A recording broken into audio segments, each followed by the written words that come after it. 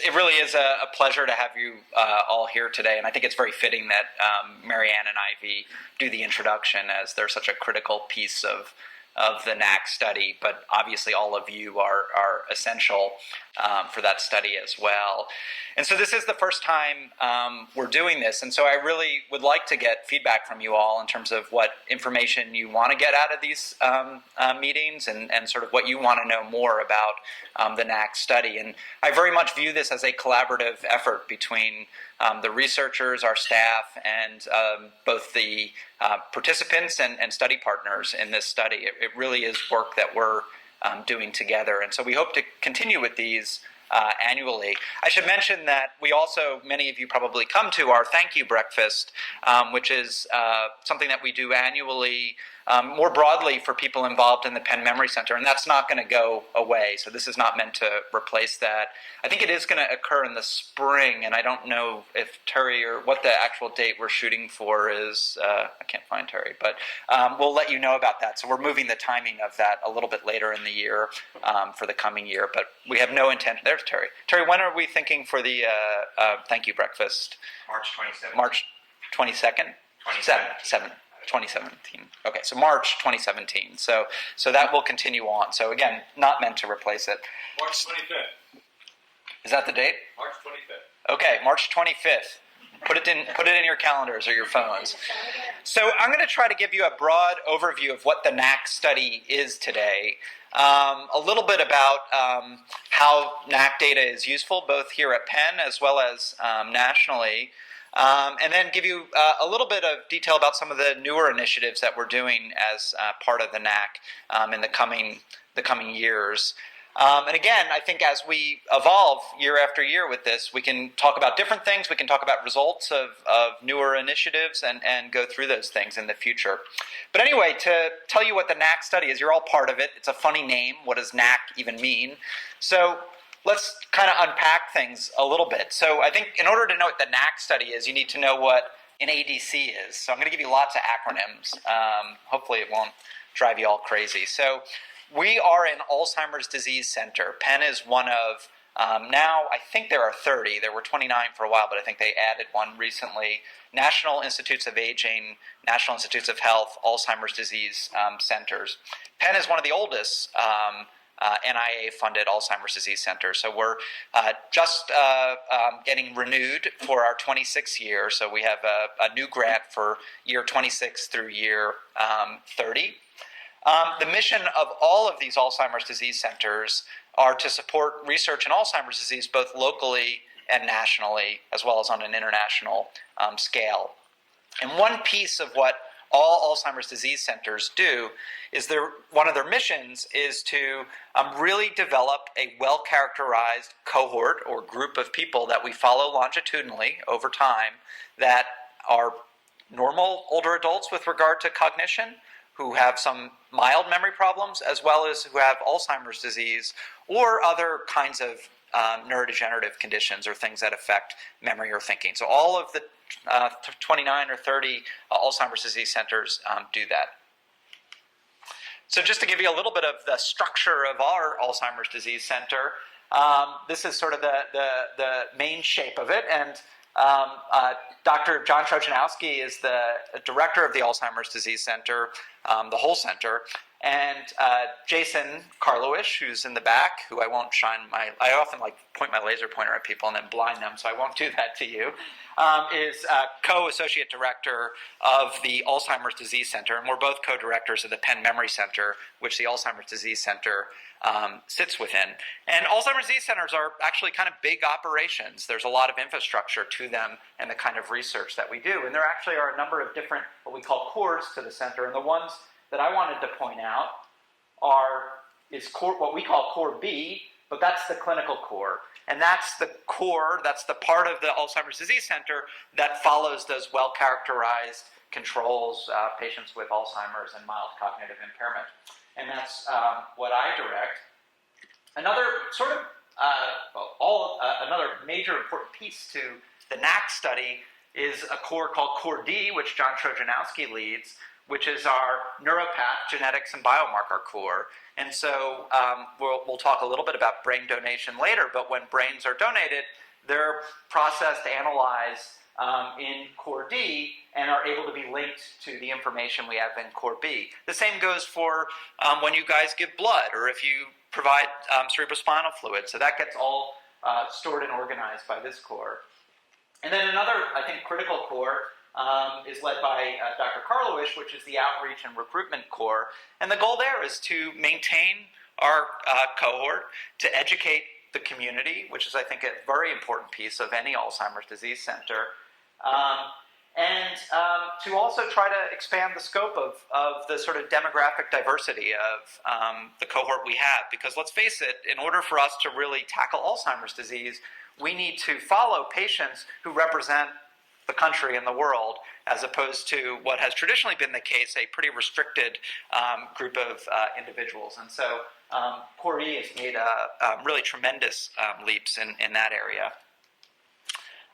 This is a slide from our renewal, which Jason and I have looked at numerous times. And really, the only point I'm trying to make here is that the Alzheimer's Disease Center, which, by the way, sometimes they're called ADCs, sometimes they're called ADCCs, which are core centers as opposed to just center. But it really sits at the center of a lot of different work and a lot of different organizations. So we, as a center, work closely with the National Institute of Aging. We've worked closely with the Pennsylvania State Plan for Alzheimer's disease initiatives. We're involved in numerous research studies, genetic consortiums, and otherwise. So this sort of cohort and this center has really diverse connections with a variety of other important groups that are involved in researching this disease. So who are we? What's the cohort? And I figure you guys ought to know who else is in the cohort with you. And so this is the breakdown of our cohort pretty currently. It's slightly outdated by a few months, but essentially right now we're following about 400 individuals. I should note that over our 25 years, we've followed over 5,000 individuals. So really a pretty remarkable number given how highly characterized everyone who comes through this center is. Our average age is 76, which is right about where we want to be for this population. We're a little bit more female than male, which is actually representative of Alzheimer's disease in general to some extent. And we're very proud of the fact that we have, I think, a really racially and ethnically diverse population here, much better than most of the other Alzheimer's disease centers across the country. And I think that's an important piece again. We have about half of the people are what we call controls, about 15 to 20% are mild cognitive impairment at any time, and about 20% have Alzheimer's disease, and another 10% have other kinds of related neurodegenerative conditions, things like dementia with Lewy bodies or frontotemporal dementia. And people participate in a lot of studies. You guys are really amazing in all the different things that you do. So we get blood in everyone, and that can be used for DNA. We're trying to get more and more MRIs and PET scans, and I'll talk a little bit more about that in a minute. But at least 2/3 now of our NACC cohort has MRI scans. Most people have agreed to autopsy, so we've gotten finally actually over 50% of people in our cohort who have agreed after they're followed, hopefully for many, many years, to donate their brain, and which is essential, and we'll talk more about that in a bit. Another quarter are considering, and about 20% or so either haven't been asked yet because it was at their sort of initial visit, or have refused. Our goal is to make this 100% because it's really a critical piece to what we do. Obviously, though, it's always a personal decision. And then the other thing I think that's really informative is that we have a lot of people, close to a quarter of our cohort, who we've seen for over 6 years, many of them for 10 or 15 years. So we've followed a lot of people and learned a lot about them with that kind of data. And that's very powerful data in this field to have that kind of longitudinal information. So what do we collect? So you guys know, because you're there, so you probably know this as well as I do. But we get all sorts of information about your medical clinical health. We get past medical history, what medicines you're on, family history. We do an exam.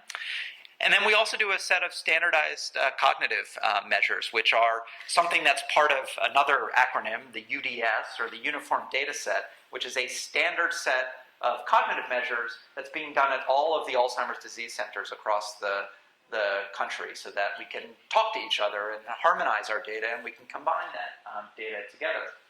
We do assessments with the study partner. We get blood at each visit.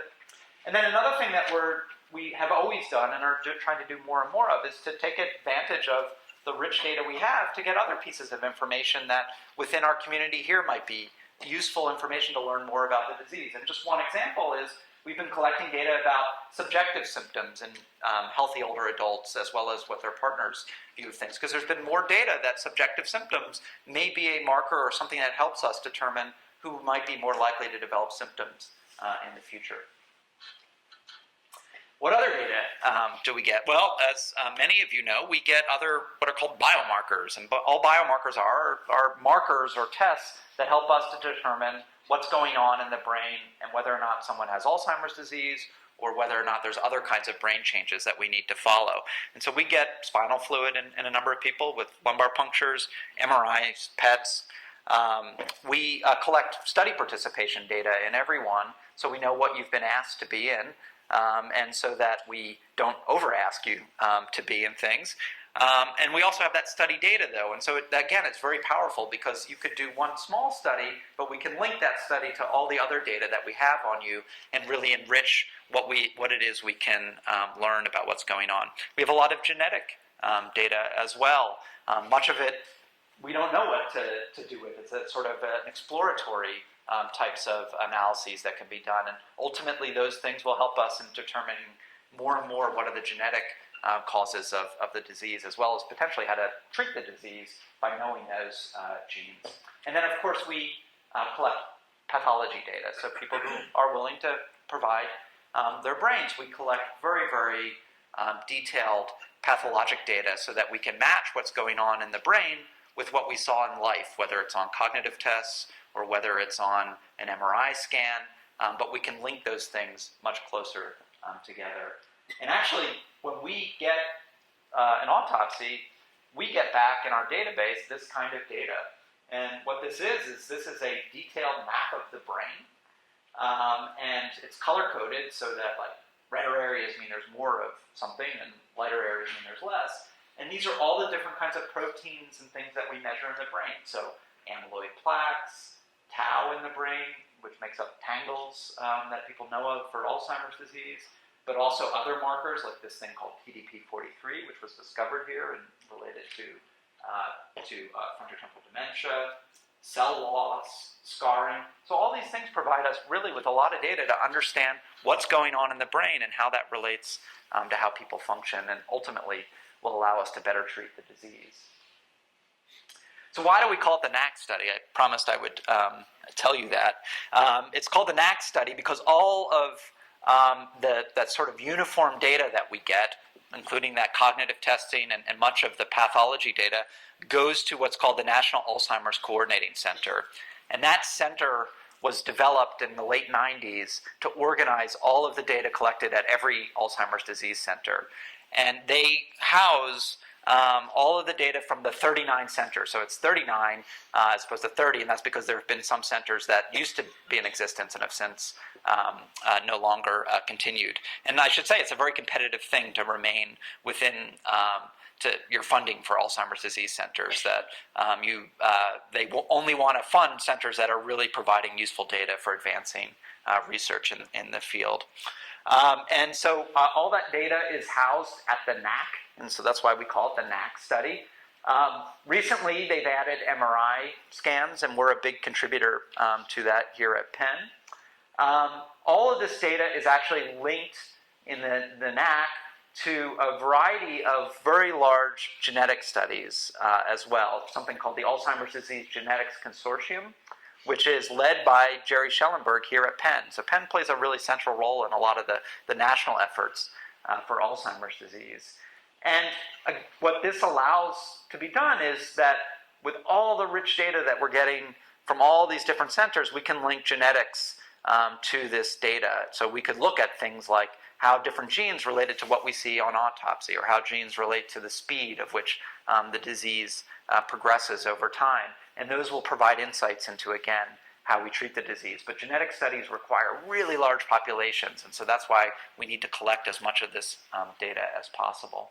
The other thing I think that I would hope you guys all feel good about, obviously in a de-identified way, all of this data shared with the community. And that's critical, because there are a lot of people who aren't part of an Alzheimer's disease center, but have really great ideas about research that can be done with the kind of data that we collect.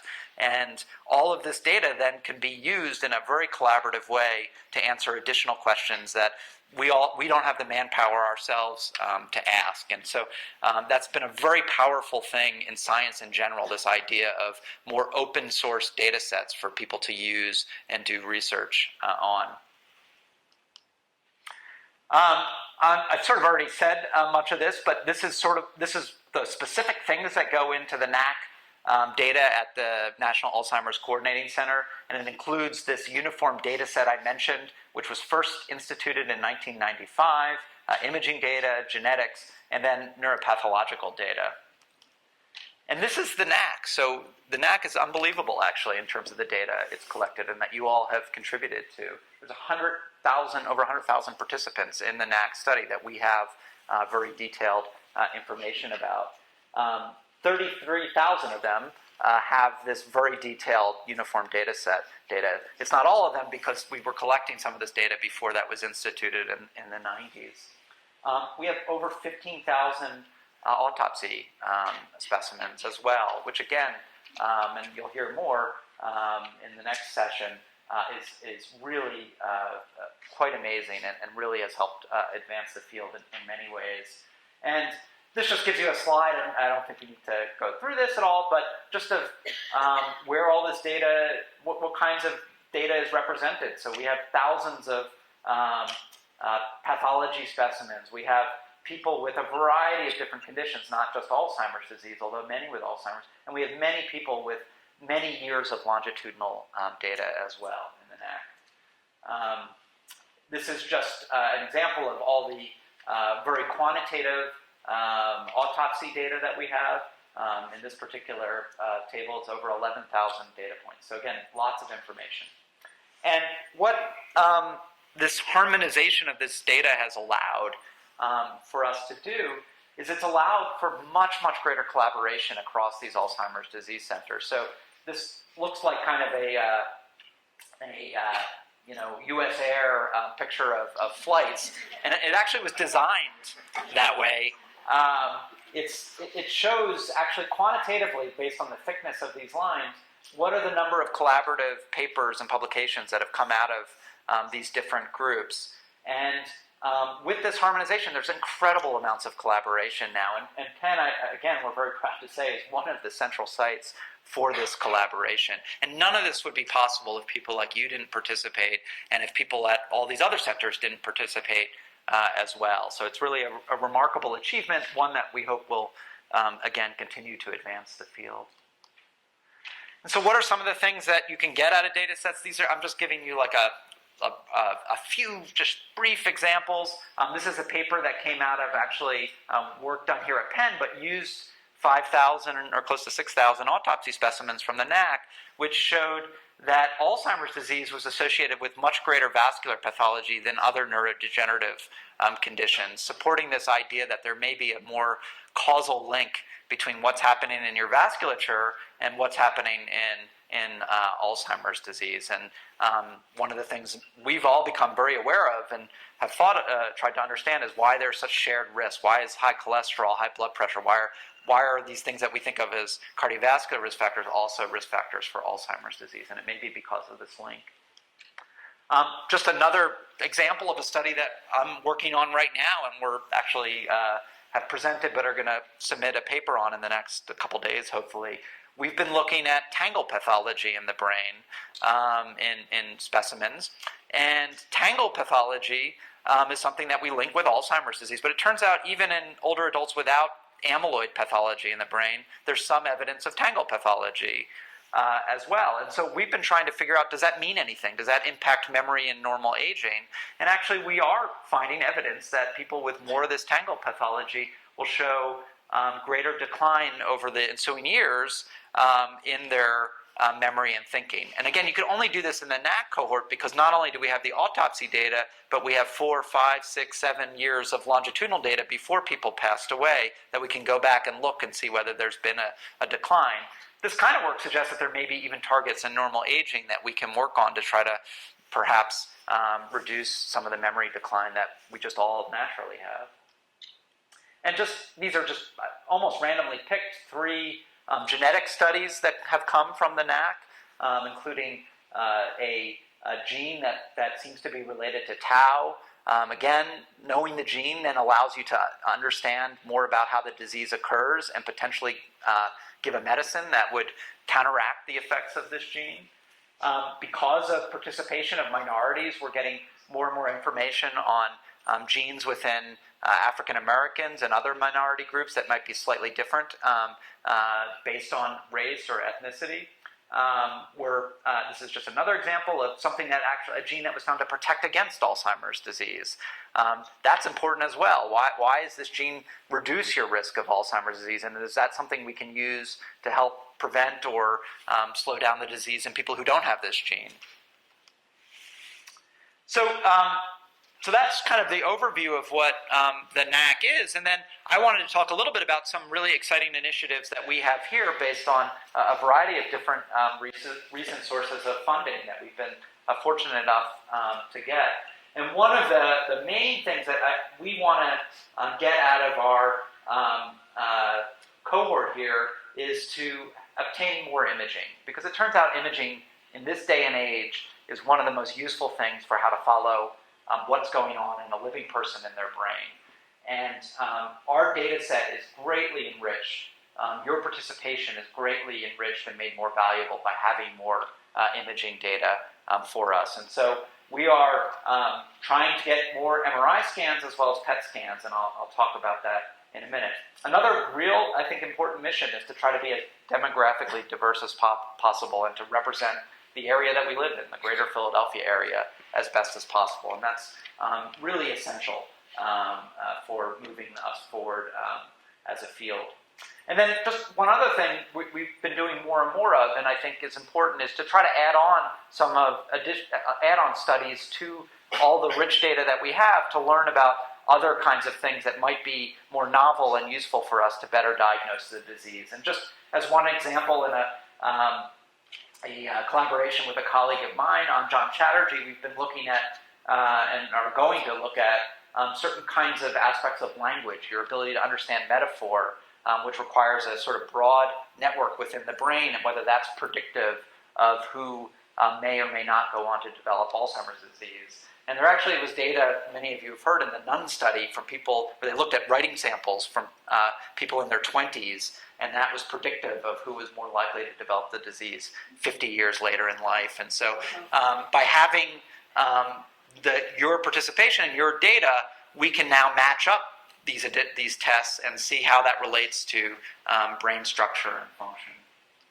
So what's the plan? So the plan is that you'll come in for your NACC visit like you always do, and that we'll get a very specialized MRI scan within 3 months of your NACC visit, either before or after. You'll keep coming in, just like you normally do, so for your NACC visits, and then we'll get another scan. So that's the goal, is to get longitudinal data and cross-sectional data. So it's very useful not only to get a scan at one point in time, but to see how scans are changing over time. And so we're doing that now. The other thing is, based on, again, a variety of sources of funding, we're also now going to try to get amyloid PET in everyone in the study, or as many people as we can get based on our funding. As many of you have heard of amyloid PET. Amyloid PET is a marker of the amyloid plaques in Alzheimer's disease that you can now visualize on a scan. And we're interested in seeing, even in cognitively normal older adults, how that relates to change over time. And it turns out about a third or a quarter of normal older adults have evidence of amyloid in the brain. The other exciting thing that we're going to be collecting some of is tau PET. So many of you may not have heard of this. This is where we're now able to label tau in the brain or tangle pathology in the brain. It's not as well validated as amyloid yet, and so that's part of what we want to do with it, but we want to better understand how tau changes in the brain over time as well. So why do I care about MRI so much? Why do I like MRI? Well, let me take a step back. One of the reasons is MRI actually gives you a lot of different pieces of information. When you get an MRI scan, it's not just a single picture of your brain. There are actually different, what we call sequences on the MRI, each lasting about 5 minutes, that measure different things in your brain, measure different kinds of structural things in your brain as well as functional. And so we get structure, especially with the scans we're getting now, very fine structure of what the brain looks like. It's hard to see on the screen, but you can really see the cortex of the brain and how it's differentiated from the deeper parts of the brain. One of the areas we're most interested in is the hippocampus, and we can see layering within the hippocampus with special ways that we've been collecting data, and it allows us to measure at a more fine resolution. With newer methods, one can measure white matter integrity, this sort of connections between neurons in the brain. And with actually a very special way that we're collecting it now, we can also look at neurites within gray matter. And what are neurites? Those are the things that connect neurons to each other so they can talk to each other. And that's something that we're starting to measure as well. MRI is very useful for vascular disease, which I already said may be very important to Alzheimer's disease. We can measure scarring in the brain due to vascular disease. We can measure iron in the brain, which is related to what are called microhemorrhages or little tiny bleeds that you would never even know that you've had, but that can be associated with Alzheimer's disease. And we can measure cerebral blood flow in the brain, so just how much blood flow is going to different parts of the brain. And then we also can measure aspects of functional connectivity, how the brain actually is operating together. So we can look at how different parts of the brain talk to each other and how that changes in different stages of the disease. So we get incredible amounts of information from MRI and from the MRI scans we're getting. And so our new MRI protocol, though, is very special here. It's actually the most sort of state-of-the-art, cutting-edge protocol that you can get. Our goal is to actually incorporate all of the best measures that we can use using both a 3 Tesla MRI, and I'll explain what that is in a second, and a 7 Tesla MRI scan. Right now this scanner is actually it's not under repairs, it's broken and we're replacing it. So that's why we haven't been getting that in the people who've already participated, but we will in the next 6 months, hopefully, based on hot information off the press that I just heard. The 3 Tesla MRI scanner, though, is a very special one. It's not one that we're using in clinical work. It's called a Prisma scanner, and it's being used in something called the Human Connectome Project, which is like the Genome Project that many of you have heard about. It's an initiative by NIH and our government to better measure connections within the brain and how the brain functions. And so we're using a very special protocol for that with the Prisma scanner. And the reality, what we're really doing is that both of these have strengths and weaknesses, these scanners, and we're taking the best of all worlds, which is very unique at Penn that we can do this because we happen to have 2 scanners that are in the same place, essentially. So you can go in one for a half an hour and then go in another for a half an hour. So what's 3 Tesla versus 7 Tesla? So these are 3 Teslas, and this is 7 Teslas. So all a Tesla is a measure. I love these cars, by the way. If you guys want to get treated well, you can buy me one of these. No. So Tesla is just a measure. It's a measure of magnetic strength, and 3 Tesla is been used mostly in research, although it's certainly used clinically, and we use 3 Tesla scanners clinically. A lot of scanners are 1.5 Tesla. 7 Tesla is just starting to potentially be used clinically, but is more of a research tool. And what you get out of a stronger magnet is you get better anatomy and definition, and that's what it's really best for. And so this is an example of the hippocampus, the part of the brain involved in memory, at 7 Tesla, where you can really make out a lot of the structure, both looking at it kind of head-on and on the side. Using a 3T magnet, but our special methods for obtaining this, you're close to this, but not quite as good. And actually, on a sort of more traditional scan, you really can't make out that kind of definition, and it's not as helpful. So, why what's the point of getting all these measures? Why are we spending so much effort on that? And the reason is because, as I think all of you know, and I put this slide in whenever I do the thank you breakfast and other things, so you've seen it probably before, is that we now believe the disease begins years before people actually have symptoms of the disease. So by the time someone has mild Alzheimer's disease, they've had a fair bit of these plaques and tangles and injury to the brain. And as I'm sure all of you are aware, there's more interest in trying to stop the disease or halt it at earlier stages, not only because it's more desirable, obviously, if you're going to slow it down when people have minimal or no symptoms, but also for a number of reasons, it may be more effective at that stage of the disease. And as you know, we're already doing these trials, right? So Dr. Karlowicz leads the A4 trial, which is in cognitively normal older adults who have amyloid-positive scans and are getting treatment. And we've done a number of studies in mild cognitive impairment patients. So that's where the field is. But the problem is there's a lot of challenges to doing those kind of trials. And one of the biggest challenges is, and it seems obvious, but maybe not, is if you're going to study people who have no symptoms or minimal symptoms, well, what do you measure then to see if the drug's working, right? How do you know if the drug is effective? And I would argue that we don't have great tools right now that are being used in trials that can, in a reasonable amount of time, without following people for 5-10 years, that can really sensitively detect these kinds of changes. And that's why the trials have to be so big because of that. And so hopefully by getting more and more refined measures, we can reduce the size and time of trials and make them more efficient at earlier stages. It also still remains unclear who's going to develop the symptoms of Alzheimer's disease who has, for example, an amyloid scan. So if you have a positive amyloid scan and you're an older adult, well, we know from autopsy studies, many cognitively normal older adults have amyloid in their brain, so they never developed Alzheimer's disease. So how do we know who is and who isn't going to develop the disease? And then another problem is it's very variable in how long it'll take. So some people, even with mild cognitive impairment, can take 5 years, 10 years before they develop true dementia or Alzheimer's disease, whereas others take only a year. So that's a problem for trials, obviously, because you want to have people who you're going to see change in that trial in order for you to test whether a drug works. It's also obviously incredibly clinically relevant. If I tell you you have mild cognitive impairment, you're going to develop Alzheimer's disease, I think you'd want to know whether it's 10 years from now or 1 year from now that you're going to have more significant symptoms. Another real problem that I think we as a field haven't addressed until very recently is that Alzheimer's disease is a heterogeneous disease, meaning you can take 2 Alzheimer's disease patients and see them, I see this all the time clinically, 2 in a row, and they can look very different in terms of the kinds of symptoms they have, the cognitive issues they have, the speed at which they decline, whether they have other symptoms like depression.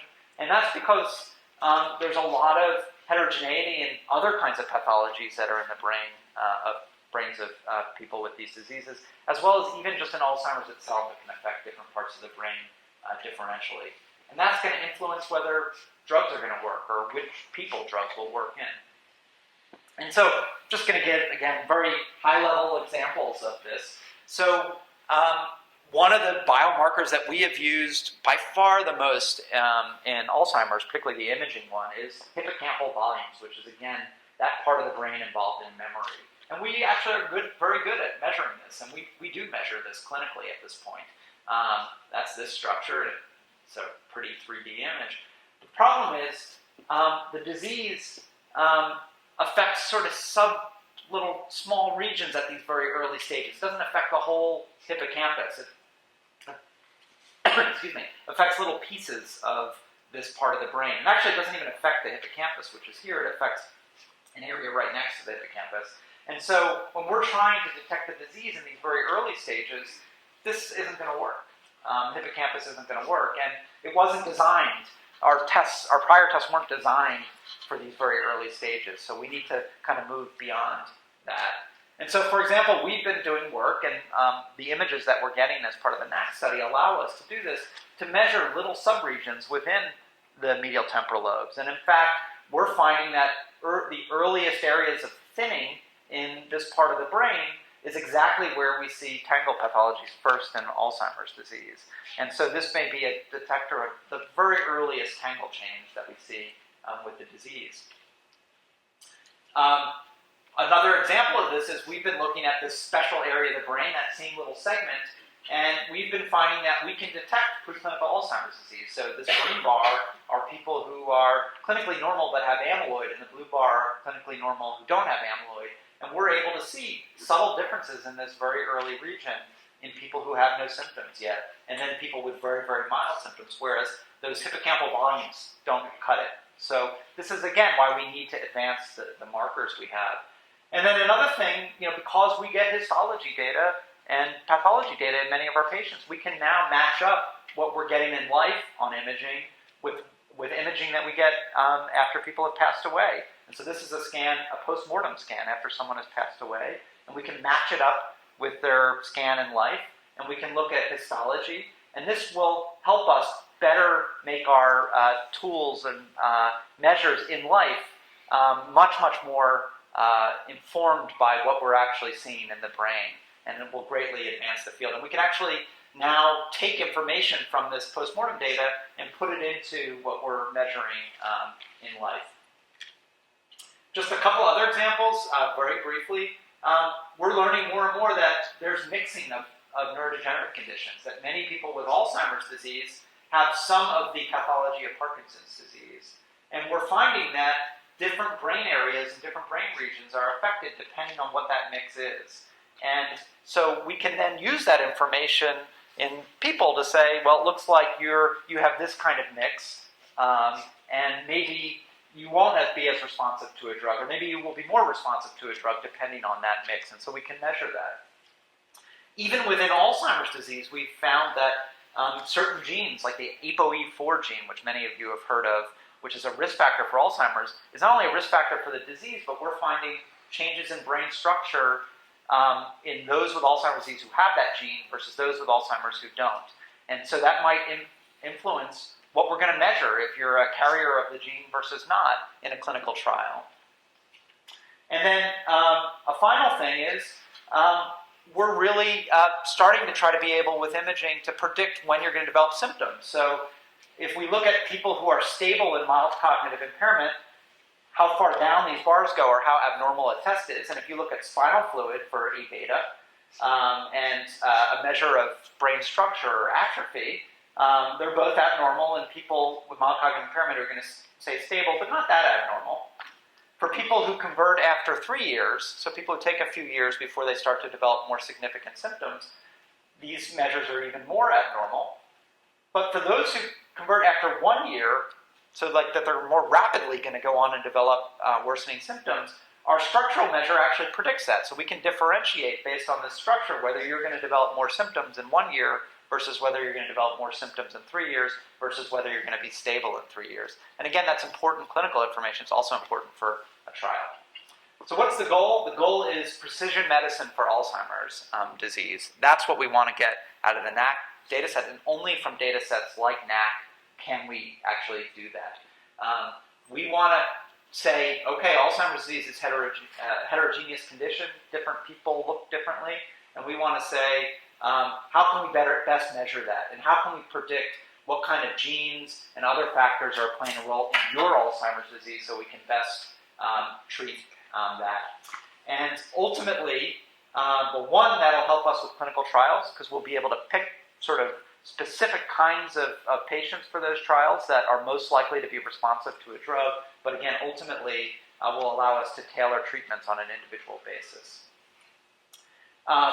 And again, the only way we can do this is to have really rich data, to have MRI data in people, to have PET scan data in the same individuals, to have to follow people clinically over a number of years, and to ultimately obtain brain donation in people. You can't do this by just having one person do one MRI and another person do a PET scan. It really needs to be in the same individual for us to be able to learn the relationship of all of these factors. And again, that's where we can't do this alone. So all of your participation in this is really what allows us to try to move the field forward. And I would say we've made tremendous progress in recent years in understanding the disease, but treatments have lagged behind. But I think we're getting on the cusp of where that may be changing. And part of why that may be changing is our ability to better take the right people for a trial will allow us to better test whether a drug is actually working.